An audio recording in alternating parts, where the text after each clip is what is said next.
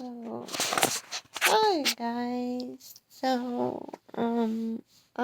wanted to talk about the show Love on the Spectrum.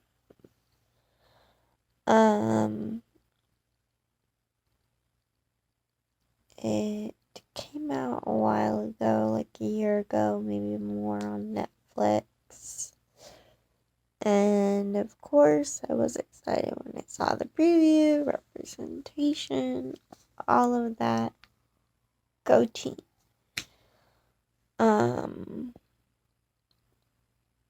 Except then I saw the show and how they were talking about the people and not letting the people participating in the show and not really letting them speak for themselves. And that just got me. Didn't sit well with me, didn't sit well with my partner, and even he was like, how come they're only pairing them up with other autistic people? Like, that doesn't make any sense. Where's that gonna get anybody? It's not gonna teach more people about autism if you just put two people with autism in one relationship. Like, I mean, of course, if you love the other person and they happen to have autism, fantastic. Or if that's how you connect, that's great. And if it works, great. But it doesn't work for everybody. And some of us need a neurotypical partner or more neurotypical partner to help us get through, because life can be really, really hard. But anyway, Love on the Spectrum just focused on matching up people with autism with other people with autism and setting them up on dates. They would say, she likes this, she doesn't like this, and blah, blah, blah. And they would basically teach them how to go on dates and how to approach people because they hadn't been lucky in love previously. Okay, so that's all fine. Totally fine. Understandable. It just gets me that they don't kind of try to find people that would really fit the other person as well. And they had a very low success rate, I think. But they did show, and this was my favorite part, was a couple.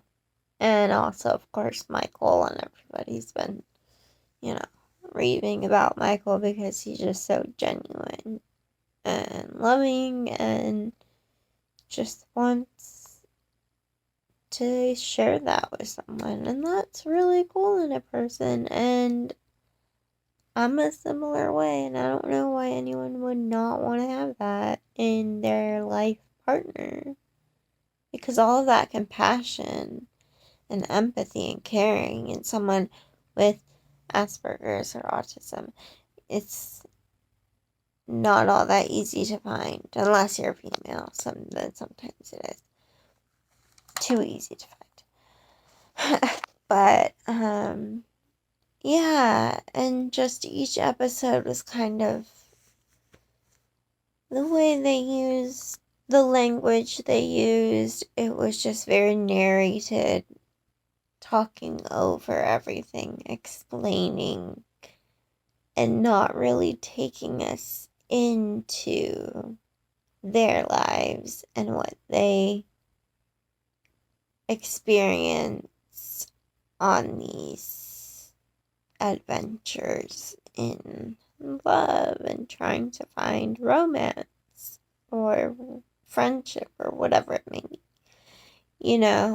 and that's really hard for an autistic person to go and put themselves out there. It's exhausting to shut that whole, or to to push all this stuff that's just making your brain so loud. Push it down enough to even look at the other person, or even just like have small talk. Like, that's not a thing that autistic people are really into, because, well, most aren't into small talk, because it's just like, let's just get to the nitty gritty, get down to it, because I only have so much energy to give you, so let's just get there and talk about it and not waste any time. Anyway, so they try to teach them that. They teach them, oh, you pull out their chair, and, they went to a fancy dinner, and blah, blah, blah. Things like that, and meeting in restaurants, and paying for the check, and teaching how to tip, and, just stuff like that. So basically, a relationship coach helped them out, and then people went on dates. And then if they were successful, they would get a phone number and possibly a second date, and if not, then they wouldn't. Maybe they would stay friends, or maybe not. And it was all interviewed beforehand. Some people were contacted and and asked if they wanted to be in the show. And people would say yes or no. I don't know how they got the information on who was autistic and wanted to do that sort of thing in the area. But anyway, yeah, so that was Love on the Spectrum to me. I didn't think it was great. I am glad the representation is out there. I wish there were neurotypicals in the dating scene with the neurodivergent group, because I really think that would have opened up a lot more awareness and really shown what actually goes on, because it's not like autistic people only ever date autistic people. It's usually one of us is autistic and one of us is not. So, that wasn't really an accurate representation. And that's what I gotta say about that.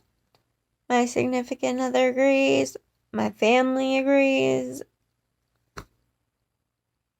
I've had relationships all with neurotypical people, mostly neurotypical, And so I don't know why they didn't include neurotypical people. That just kind of, is that disableist? A whole nother topic, but that's it for today. My thoughts on Love on the Spectrum on Netflix. I know it was a while back, but I've just been catching up and just thinking about these things lately, with the whole autism being in the limelight. Unfortunately, but not in the best way, but at least we're making the best of it. But let's just see how this year goes, 2021. Woo-hoo. We'll get through it. We'll get through it. Peace. Stay safe, wear a mask, wash your hands, and